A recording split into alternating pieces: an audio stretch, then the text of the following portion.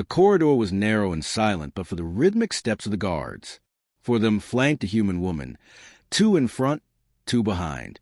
Their skin was a bluish slate, smooth and unblemished, stretched tightly over high cheekbones and elongated skulls. Black, glassy eyes watched her with measured suspicion, and none of them had spoken since they pulled her from the cryo chamber. Their rifles never lowered. Illyra's bare feet touched cold metal. With each reluctant step, her arms were bound at the wrist with a rough cloth strap. Primitive, considering the technology around her. The fabric of her shirt clung damply to her skin. The recycled air of the ship was dry and thin, tinged with something antiseptic. She didn't know where she was, not precisely, but every hallway whispered familiarity. Curved walls, reinforced plating, silent machinery humming behind panels. It all tugged at something buried deep. One of the aliens glanced back at her, his stare unreadable. He bore the insignia of some rank she didn't recognize, though all 4 wore matching black tactical suits reinforced with alien alloy plating. They moved in harmony, wordlessly. Military, disciplined, dangerous. No one had explained why she'd been taken, nor what they intended to do with her. When she first woke up, she had no memory of boarding any vessel, let alone one surrounded by creatures that barely looked human. But there had been flickers, images that returned at the edges of sleep, a white corridor drenched in red warning lights, a woman's voice screaming her name, and cold, always the cold. The leader stopped in front of a sealed door. It hissed open, revealing a cell, Spartan, dark, metallic. No bed, no amenities, just a low bench along one wall, and a soft, amber glow from the ceiling panel. Illyra stared into it. The leader ordered. His voice was deep, filtered through a translation device. It buzzed slightly, like a radio with poor reception. "What is this place?" she asked, swallowing her fear. Her voice cracked dry. "Why are you holding me?" The alien didn't answer. He gestured with his rifle, and the guards moved forward, guiding her into the chamber with hands that were firm but not brutal. The door sealed with a hiss behind her, and she was alone. For a while, there was only her breathing. Shallow, uneven. She sat on the bench, then stood again, pacing. She could feel the thrum of the ship through her soles, an irregular pulse that resonated up through her bones. It was almost comforting. That was the part that disturbed her most.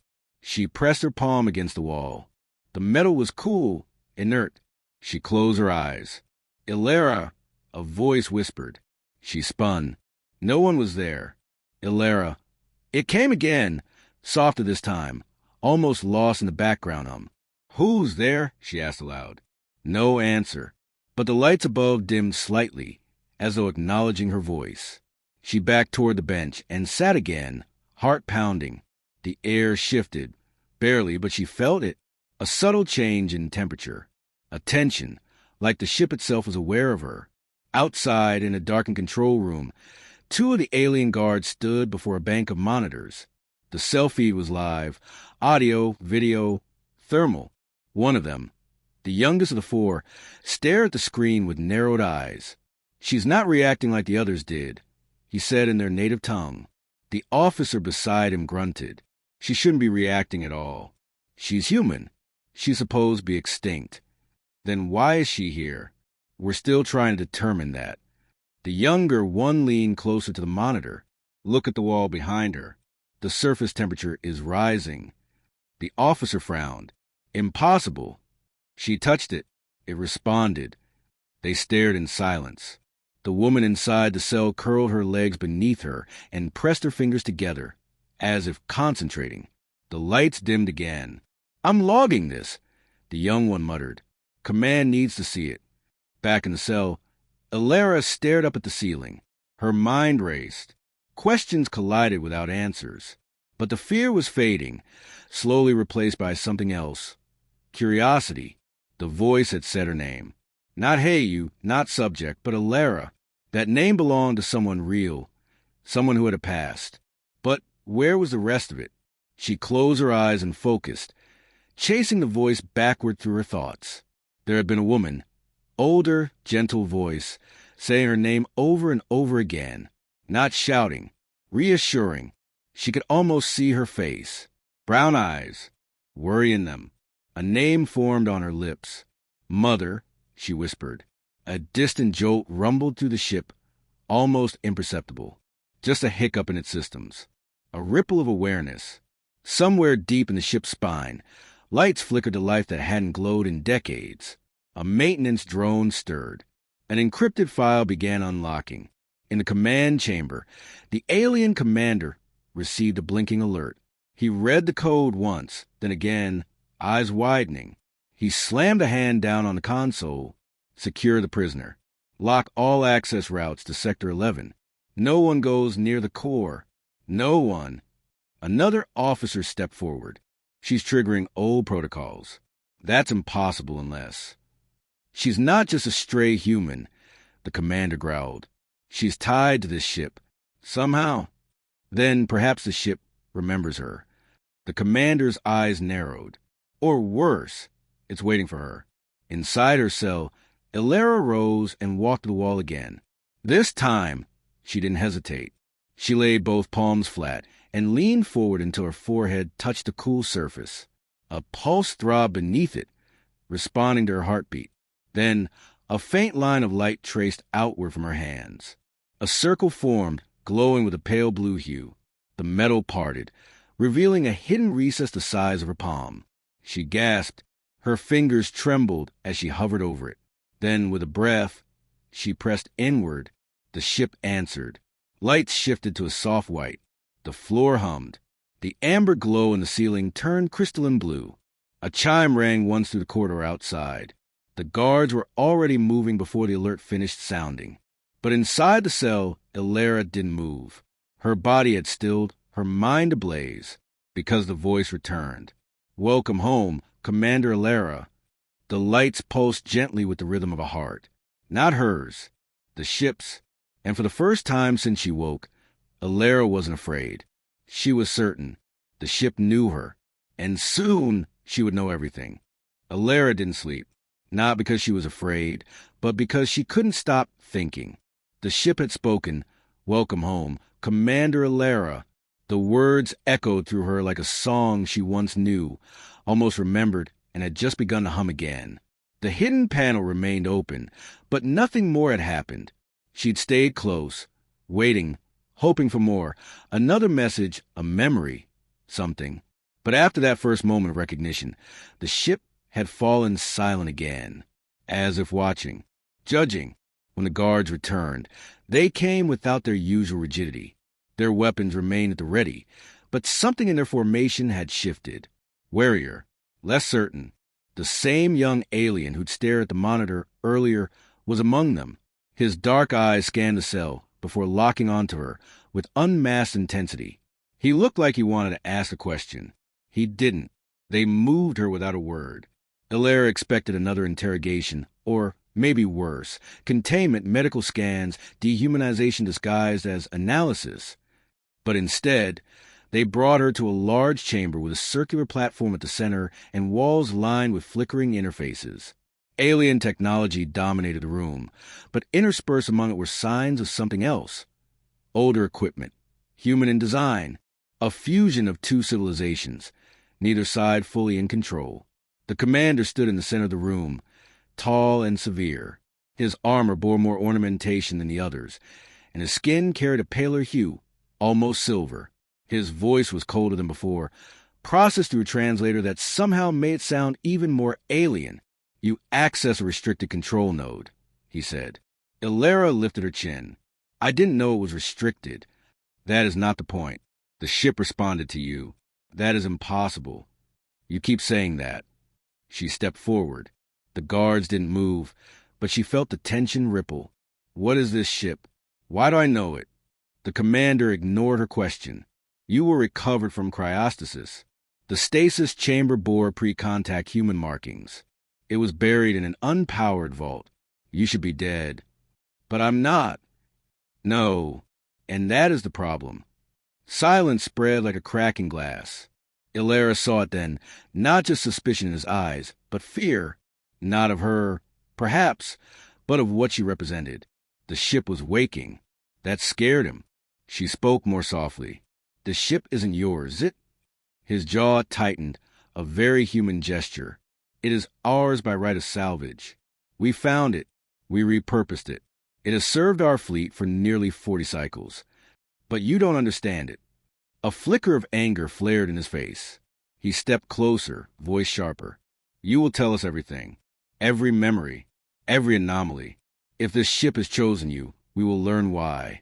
And if necessary, we will erase it. Then why haven't you? She asked. You've had chances. You're afraid you'll trigger something. Something even you don't control. The young officer beside him shifted, uneasy. The commander's eyes lingered on Alara for a moment longer, then turned away. Return her to isolation. Reinforce the door. Triple security. As the guard began moving, Alara raised her voice. I think I was born on this ship. They paused. I don't know how or why, but I know this place. I know the gravity wells, the echo in the walls, the recycled oxygen flow. This wasn't just a human ship. It was something more. Something you haven't unlocked yet. The commander didn't look back. Seal the node. Shut down all AI processes in her sector. If it speaks again, we purge the chamber. They led her out. This time, the youngest guard walked close beside her. He didn't speak, but she could feel his thoughts bristling against the silence.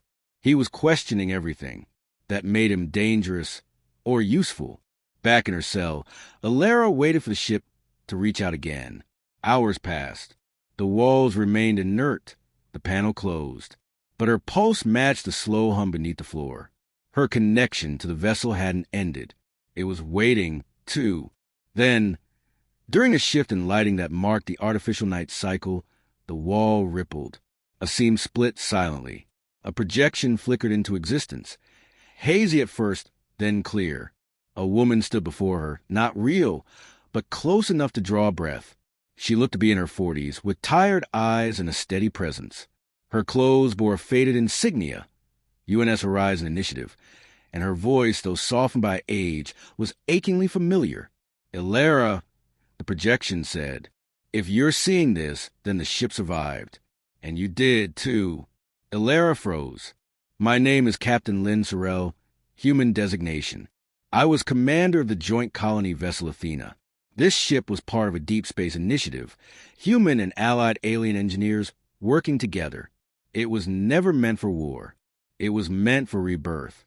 The image wavered, distorted briefly, then stabilized. You were born here, Alara. You were one of the first hybrid generation children, meant to bridge species, knowledge, and technology. But something went wrong. Systems failed. A mutiny erupted. We placed you in cryostasis to protect you. This ship chose you as a failsafe. It carries all our memories, our plans. And now it's yours. Tears welled in Alara's eyes. Not from grief, but recognition. This wasn't a mystery anymore. This was a homecoming. The image leaned forward. Be careful. If the ship woke, others will want it. But they won't understand what it means. Don't let them turn it into a weapon. The image dissolved. The wall reformed. Alara staggered back, breath caught somewhere between awe and dread. Outside the cell, the young alien officer stood at his monitor, watching the spike in internal energy levels, the unauthorized power draw. He muttered, "What are you?" His curiosity outweighed his orders. Moments later, he keyed into the cell under false authority. When the door opened, he found Alara standing calmly, as if she expected him. "You saw it?" she asked. He nodded. I heard something. Your kind built this." "No, our kind did." He looked at her, confusion flickering in his expression. "You think I'm just human," she said, "but I'm not. I was born of two legacies. This ship and everything inside it recognizes both." The officer swallowed hard. "Why tell me?" "Because you're not like the others. I see it. You hesitate." He didn't deny it. She stepped closer. "Help me access the bridge. Let me see the core. There's more here than either of us knows." He hesitated again. "They'll kill me if they find out. They'll kill both of us if we wait too long." He looked past her at the wall, as if listening to something only he could hear. Finally, he nodded once. Tomorrow, during maintenance cycle, I'll open the lower route. After that, you're on your own." Alara smiled, not with triumph, but with purpose. For the first time, she had a direction. She sat down again, her back to the wall, heart steady. The ship wasn't just waking. It was remembering. And soon, so would she. The lower maintenance route was nothing like the corridors above. Narrow, dim, and crisscrossed with exposed conduits. It felt more like the ship's forgotten skeleton than a designed passage. The air was denser here, stale with disuse, but Alara didn't slow. Her guide, the young alien officer, moved silently ahead of her, his weapon slung behind his back, his posture tight with tension. He hadn't given her his name, perhaps to protect himself, perhaps because names no longer mattered when rules were being broken. He had used a forged access token and overridden 2 security checkpoints to get them here, and they had spoken little since. Their silence was not uneasy. It was charged, like both knew that too much noise might bring everything down on their heads. The route twisted left, then descended sharply into a sealed tunnel lit by flickering blue strips. Alara's breath caught when the doors at the far end came into view. They bore markings half erased by time, insignias of Earth's old interstellar command blended with alien glyphs. The past fused with the future. He paused before them, fingers hovering over the interface. "This door hasn't opened in a long time." Alara stepped beside him. "How do you know the code?" "I don't." He glanced at her. "I was hoping you did." Without hesitation, she reached for the panel. The metal surface scanned her palm. A ripple of recognition pulsed through the wall, and the lights flared with a soft chime. Then the doors opened. Beyond lay the core. The chamber was massive, spherical, filled with concentric rings of dormant machinery that hovered in place, suspended by anti-gravity. Veins of luminous circuitry pulsed along the walls like arteries feeding a slumbering heart. At its center was a translucent platform surrounded by a ring of obelisks, each marked with human and alien characters alike. It was breathtaking. It was alive. The officer stared in awe. "We've never been this deep, not even our engineers." Alara stepped forward, her movements careful but confident. This is where it began. This ship, Athena, was designed to adapt to its crew, but I don't think the crew ever finished becoming who they were meant to be. She ascended the platform. The obelisk responded immediately, shifting, aligning. The rings around the core began to rotate, slowly at first, then building speed with a low hum that resonated in her chest. "She's responding to you," the officer whispered. "She's not just a ship," Alara said, her voice distant. "She's a memory engine, a living archive. She was built to carry not just people, but identity, culture, knowledge, everything we were afraid to lose." A holographic projection burst to life. Maps, faces, data streams unfolding in every direction. Among them, Alara saw fragments of her own childhood, images she hadn't realized she remembered. Her mother reading stories, a lullaby in an alien tongue, laughter, fire, screams, then stillness. The AI's voice returned, softer now, feminine, familiar. Final memory sync complete. Command privileges restored. "Welcome, Commander Alara Sorrell." She turned toward the officer. "Sorrell, that was my mother's name." He looked like he didn't know whether to bow or run. "What are you going to do now?" Alara stepped into the center of the core. "What I was born to do." As her presence activated systems long dormant, a tremor ran through the vessel. In the upper decks, red lights flared. Doors sealed. The commander's voice bellowed through the ship-wide comms. Emergency protocol initiated. Intrusion in the core chamber. All security units converge. In the control center, chaos erupted. Screens blinked as systems rerouted beyond the crew's control. Weapon systems disabled themselves. Navigation reoriented. Engines fired a low burst and realigned toward a fixed, ancient coordinate. The commander knew what was happening before the reports reached him. "She's taken the ship." The officer beside him paled. "Sir, she's just a—" No, she was never just anything. Down in the core, Alara stood like a conductor in the heart of a symphony. The data pouring through the ship was overwhelming, but it wasn't chaos. It was memory. Hers, her parents, their crews, and the ship's own record of everything it had seen. She understood now. Athena had never been designed for war or exile. It had been meant to rebuild, to preserve. But something had interrupted the mission. She opened a direct line to the commander. "This ship was never yours," she said, her voice calm, magnified through every corridor. "You used it, modified it, but you never understood it. It remembers what it was made for, and it remembers me." The reply came in cold and bitter. "Then you're a threat." "I'm a truth." He ordered weapons to fire, but they didn't respond. The ship had locked him out completely. Illyra turned to the young officer. "You don't have to stay. I can put you on a transport before I leave." He shook his head. "No, I want to see what this ship does when it's alive." She smiled faintly. "So do I." From the core, Illyra commanded Athena to fully reboot. The structure vibrated with potential. The dormant systems roared into life with a clarity no one aboard had ever witnessed. Holographic interfaces rippled across every wall. Systems reformed themselves, and new corridors unfolded like blooming steel petals.